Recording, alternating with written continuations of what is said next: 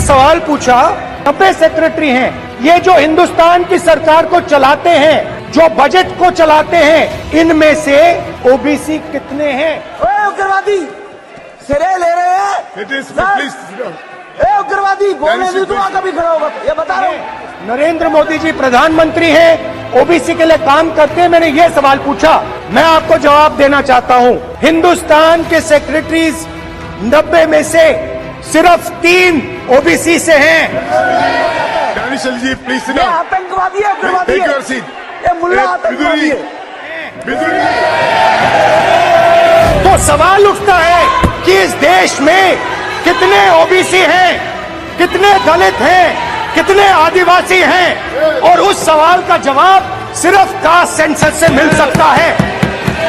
ये जो लिस्ट है, ये ओबीसी समाज का अपमान है। 90 लोग हिंदुस्तान के सेक्रेटरी हैं, उनमें से 3 लोग ओबीसी समाज के हैं। 5% बजट को कंट्रोल करते हैं। जल्दी से जल्दी जो हमने कास्ट सेंसस किया था, उसका डेटा आप रिलीज कीजिए, और अगर आप नहीं करेंगे तो हम कर डालेंगे। देश के वैज्ञानिक ओए बढ़वे, ए उग्रवादी कटवे सर, ये जो श्रेय अगर जाता है तो देश के प्रधानमंत्री को जाता है। दानिश अली जी प्लीज जब मेरे जैसे चुने हुए व्यक्ति की स्थिति आज इस देश में यह है, तो एक आम आदमी की स्थिति क्या होगी? मुझे उम्मीद है कि मेरे साथ न्याय होगा। आदरणीय स्पीकर साहब कार्रवाई करेंगे, नहीं तो मैं भरे मन से इस सदन को भी छोड़ने पर विचार कर रहा हूं, क्योंकि यह एक सभ्य समाज में बर्दाश्त नहीं किया जा सकता। क्या है?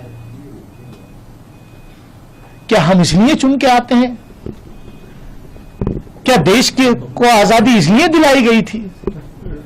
क्या हमारे पुरखों ने कुर्बानियां इसलिए दी थी इस देश की आजादी के लिए कि जब हमारे प्रतिनिधि चुन करके जाएंगे तो उनको यह सुनने को मिलेगा? दुनिया के अंदर आज देश की क्या तस्वीर आपने खींच के रख दी है? महिलाओं को आरक्षण, ये स्पेशल सेशन था। 75 साल अमृत काल में हम गए हैं, पार्लियामेंट की नई बिल्डिंग में हम गए हैं।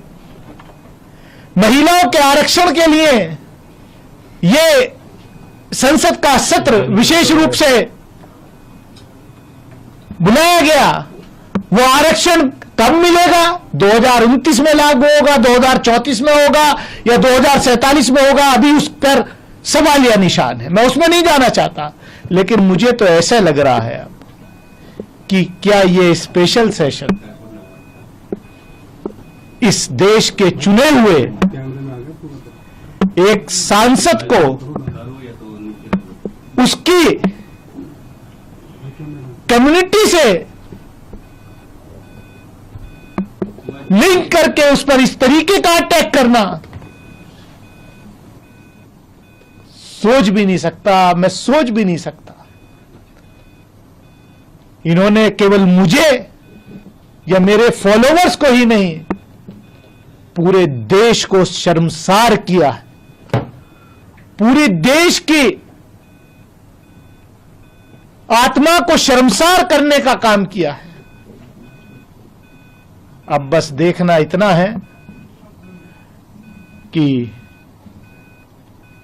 रमेश विदुड़ी जी के खिलाफ, honourable member of parliament Lok Sabha के खिलाफ, उनकी पार्टी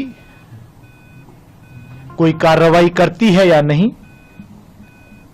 या देश ये इंतजार करे कि कब उनका प्रमोशन होकर के उनको केंद्रीय मंत्रिमंडल में शामिल किया जाएगा। क्योंकि शायद ये कंपटीशन हो गया है भाजपा के नेताओं में कि आप ऐसा कीजिए, आप ऐसे बयान दीजिए। पहले तो संसद के बाहर ही होते थे, अब संसद के अंदर भी मारने की धमकियां दी जा रही हैं। बाहर तो धमकियां बहुत बार नेताओं ने, इनके मंत्रियों ने, सबने दी हैं।